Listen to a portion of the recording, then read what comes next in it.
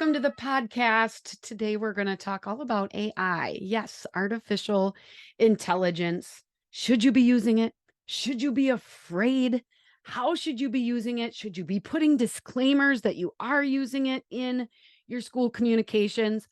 We're going to talk about it all with Emily Schutte out of Emily Writes LLC. She's amazing at what she does, and we're going to just have some honest conversations. So, we're going to reference a series of blogs that we actually released this summer, all on AI and using it in your role as a school communicator. 3-part series, and you can make sure that you never miss a helpful blog article or idea or suggestion or trick by signing up for my free newsletter. You can do that at socialschool4edu.com, or you can jump over to the show notes now and sign up for my newsletter. Now let's get to this week's K-12 PR tip. All right, today's K-12 PR tip. It is a new year. It is a new you. It's a new school year. We've got to set ourselves up for success with some good habits. So I've got a question for you right now. What is your habit for lunch? Yep, I asked the question. I was just at a school and they said, "Oh, I eat most of my lunches while I'm standing up and running to my next meeting." That is not a good answer. That is not healthy. That is not going to help you lead a balanced life. And so I just really want to challenge you. What's your lunchtime routine? Many people make sure that they get out and they take a walk. They get away from their desk and they actually go to the staff lounge and eat with other people so that you can actually get a break from your computer. Maybe it's just making sure that you go to the bathroom. Maybe that's the time you check text messages and you make sure to call a spouse or call a loved one or something like that. But I really want to make sure that throughout your day you have some intentional breaks, and lunch is not like a catch-all for everything that you didn't get done over the morning and don't think you'll get to in the afternoon.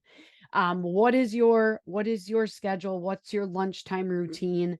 And I'd love to hear about your lunchtime routine.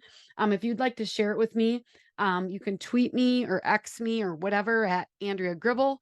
You can also email me anytime, Andrea at socialschool4edu.com. All right, let's jump in to this week's episode, which I think could help you have a better lunch if you utilize AI in the right way. It's going to give you time back in your day. So let's jump into this week's interview with Emily Schutte. Hello, Emily. Welcome back to the podcast. Hi, Andrea. Great to be here.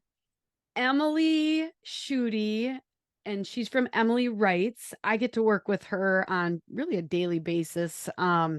She helps a lot with my marketing. But Emily, you've been here before, but why don't you just give a brief background of who you are and what you kind of do with Emily Writes. Yeah. Well, thanks so much for having me. I'm Emily Schutte. I went to UW-Eau Claire, just like you, Andrea. I have my degree in journalism and an MBA. And I've always loved to write, but I kind of did sales, recruiting before I got into marketing, which is what I really love. And then you and I met in 2017 at an education conference. And after that, I became one of your account managers, freelancing while I worked. And so that really kicked off my freelancing career. So then it was 2019 where you offered me the chance to do more in your business. And so I left corporate, launched my business, Emily Writes, and the rest is history, I guess. I help small businesses with their content marketing. That's website, social media, emails, blogs. And now I also have some freelancers who work for me, which is really neat because I get to help more women who want to get into freelancing. And yeah, I guess anything else you want to know? Well, no, I think that's great, and I'm so excited. I love hearing your story, and my husband takes credit for finding you because he first As talked to you you should, yes. at that conference. He's like, this gal, she's like really on top of it. I think you need to talk to her. So that's awesome. And to think of how long we've worked together feels like longer than 2017. I know.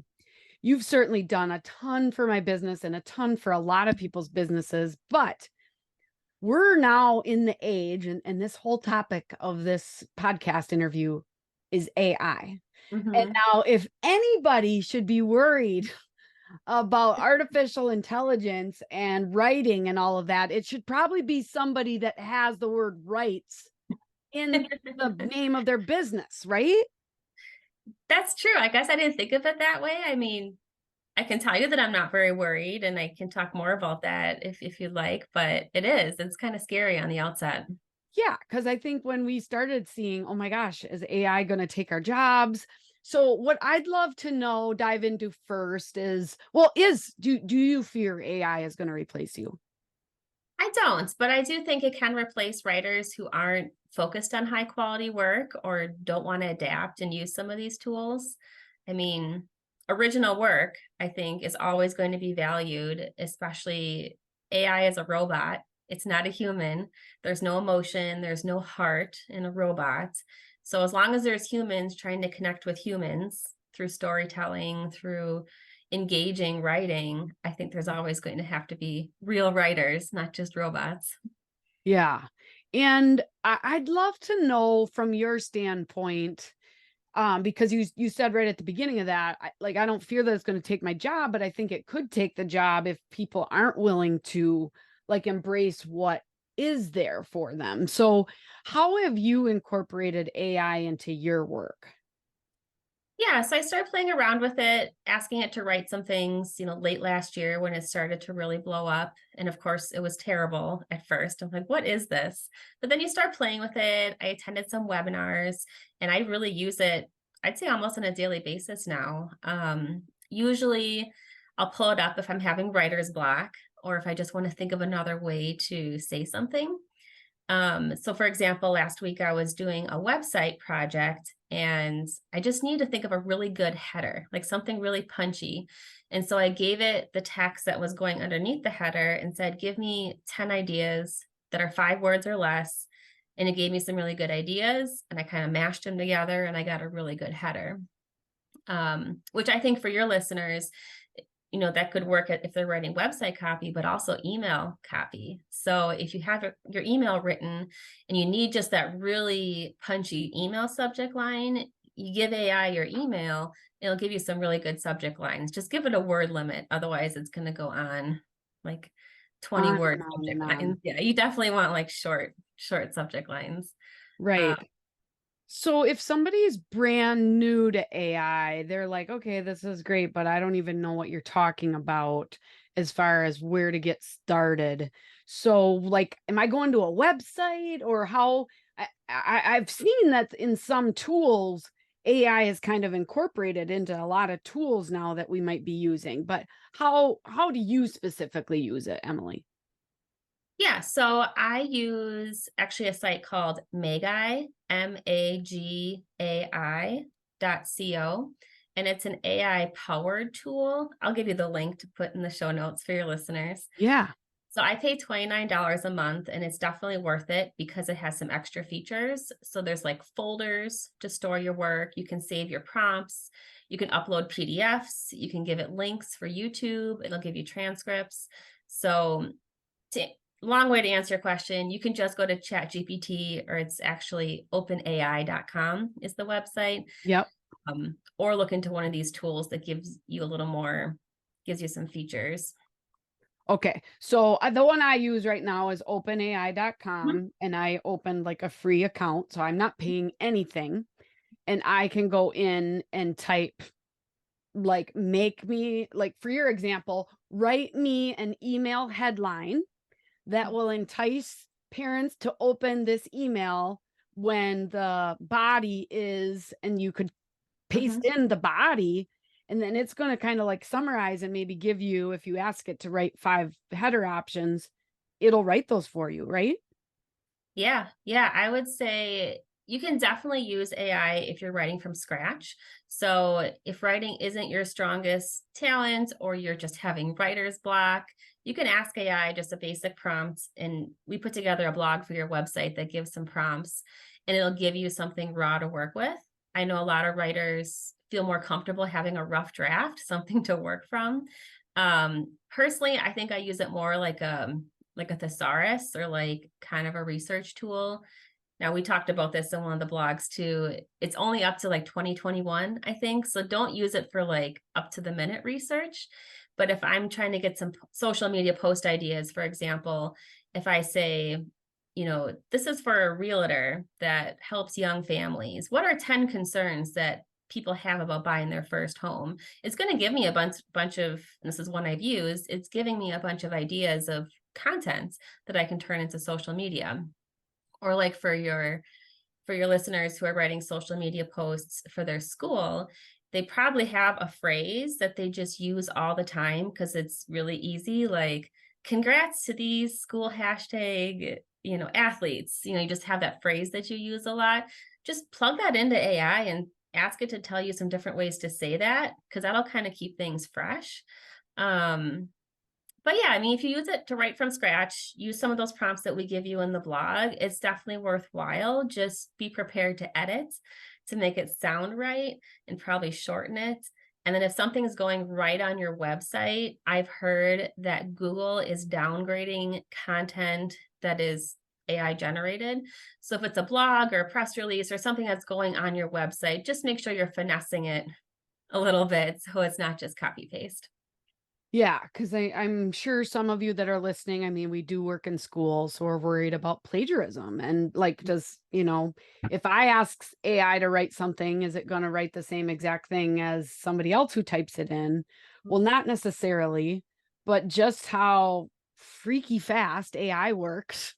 They also have AI that checks out if other AI created it. So Yep. it's very complicated, but it is a tool that I think can make us more effective and more efficient Mhm. communicators. And it can actually help us become better, like help us train better. So Emily shared that we've got actually a 3-part series in our blog on enhancing school communications with Chat GPT. So we've got a powerful tool for productivity. We've got do's and don'ts for school PR pros, and we've got 26 Chat GPT prompts for school communicators. And I'm just gonna go through a few of these, because if you're like, I don't know what I would use this for, you could be like, create a 1-paragraph summary of this superintendent video that we can include in our email newsletter and on social media.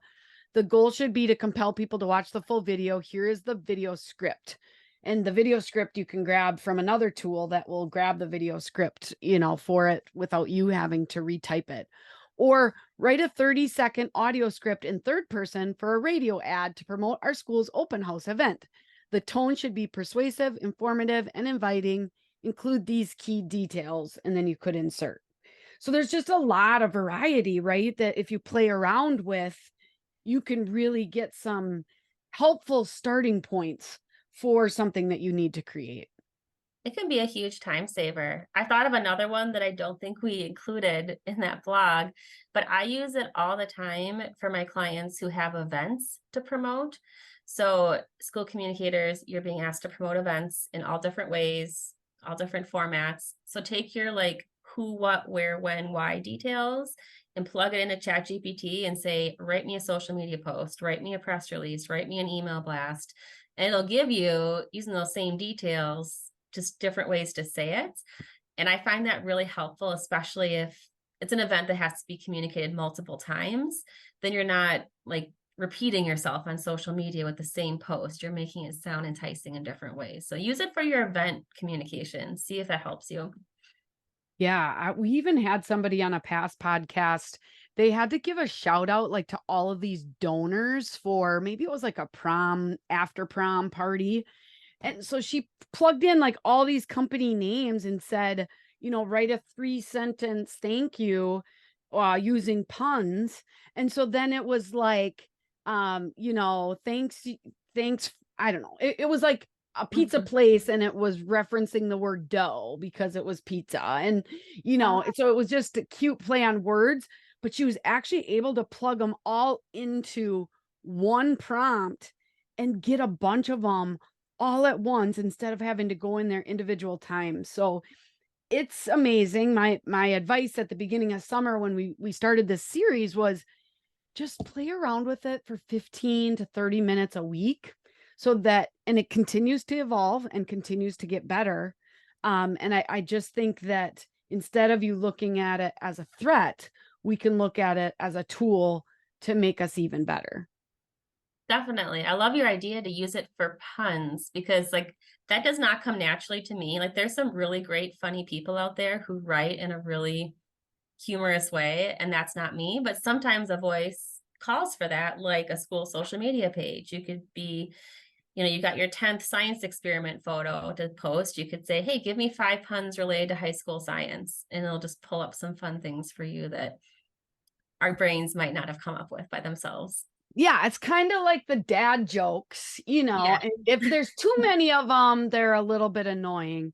But a little bit, I mean, your kids and your families that are watching your social media pages, like they understand it. Mhm. So I have a question for you, Emily. This actually just came up recently in our membership group where somebody was asking, like, should we be putting a disclaimer or some kind of a notice on posts or things that we write using Chat GPT or AI? Chat GPT just happens to be one Mhm. tool. Okay. So it's all artificial intelligence. And by the way, there's more than just writing. There's generating images, there's generating videos, there's generating voice that sounds like Andrea, so there's a lot of scary things as well. But if you produce something with AI, what what are your feelings about putting any kind of a disclaimer or that kind of thing? Yeah, that's a really good question. I can't say that I feel very strongly one way or the other. If you're using it as a tool, I wouldn't feel compelled to tell people I use a dictionary or thesaurus to write something. Hmm. Um, if it's becoming very present in your work and you're not editing it yourself, maybe there comes kind of that gray area of is this original content anymore? I mean, I can say that as a company myself that provides writing services, I added a disclosure on my website saying that we use these tools. Everything goes through a human touch. We have 2 editors on every product, et cetera. Like basically disclosing that yes, we use these tools. Here's how we use them. Here's what you need to know. So Yeah. I felt compelled just because, Emily writes, it's in my name that I wanted to disclose that. But as a school communicator, I don't know that unless you're disclosing every tool you use, I guess I don't think you have to. But what do Yeah. you think? I agree. I agree with it. And I think the biggest thing is that we use the AI generated content as a starting point. I Mhm. don't think I've ever used it completely because sometimes you read it and it's like, oh my God, those are such big words or words that I would just never use. Yep. And so, and by the way, guys, AI isn't new. I mean, if you've been using Gmail and when you get a picture and or something sent to you, and then somebody's like, thank you so much, it's suggesting what you type, Mhm. that's AI. So AI has been at work, but it's just come a long way now where it's really been talked about and it's easier than ever to use it. I would say out of personal experience, you guys know that I am, I always share the things I make mistakes with so that maybe you won't have to. But I know that one time when I copied everything, there is also this regenerate response in Chat GPT Mhm. because if you want it to regenerate, like make it shorter, make it funnier, do it in a more serious tone, like you can keep asking it. Well, I copied this whole thing and I copied the regenerate response and I pasted that into my Oh social no. media post. And then luckily, we try to review our social media posts right after they go live. And I saw that and I'm like, oh my gosh. So I quick went in and edited it and took it out. But I'm like, that's a telltale sign, Andrea, that it was written by AI. And I have heard there are newspapers and things that has happened. And it's been Mhm. really bad because it's been like an obituary type thing or something like that, where it's supposed to be really sentimental. And people are like, oh, really sentimental? You had a computer create this for you. So you got to be careful. You got to watch for that stuff. I would say, and this is slightly off the topic of the writing, the generative AI, but some of these image generators can be pretty uncanny and kind of creepy. And I've heard there's some kind of legislation or best practices that there should be a watermark on images that are AI generated, which I could get on board with that because especially if it's a real person, I mean, there's a lot of ethical issues there if you're Yeah, depicting somebody who wasn't actually in that photograph. totally. Well, I mean, now people are getting like headshots, right? And I know a few people, yeah. whether it's from AI or whether it's from an artist, and I mean, there's all of these moral questions too, and you guys all need to think through these things. We talked a little bit about just using it in a moral, ethical, and whatever way at your school. You should make sure you have those conversations as well. But I think it is a great tool. It's definitely going to continue to change and evolve faster than Emily and I can talk about it because Mhm. we could, we're not experts, but even if we were, every week we'd be talking about something different. But Emily, being that you have kind of embraced it and tried to use it as a tool, are there any things that you see coming next with AI and like suggestions on how our listeners can be ready? I would say it's definitely in the world of images and graphics. Obviously, as marketers, which we could consider ourselves marketers as well, it's the visuals go along with the message and the visuals communicate the message too. So I'm really curious how those tools are going to get better, if there's going to be watermarks, if there's going to be legislation, best practices. Again, I personally have not played around with the image generators very much, but I'm really interested to see how that can enhance our work. Yeah, definitely. Well, I know that searching for the perfect image is really challenging. I think Mhm. in most cases, when I've tried to use it, it's been more in cartoon form, which I Mhm. feel is a little safer than actually looking like a real picture of a real person, which again can look a little bit scary, like not Mhm. real, especially the more you try to regenerate it. Um, but this has been great. I just want to invite everybody. There's a lot of people talking about AI, and you're probably talking about it in your school. If there's ways that you can incorporate it and talk about using it as a technology tool, which is what it is, in your district, great. We have the 3-part blog series that you can refer to, and we'll make sure that that is in our show notes. But as we wrap up, and you've been on the podcast before, but around this area of AI, I'd like to challenge you for what's a social media tip kind of around this that you would offer our listeners? Well, to prepare, I was thinking to where I've been using AI the most recently. And one thing I found to be a huge time saver is when I want to add a quote to a social media post. Instead of Googling it and having to dig through blogs and Pinterest, just put it into ChatGPT, ask for 10 quotes for Teacher Appreciation Week.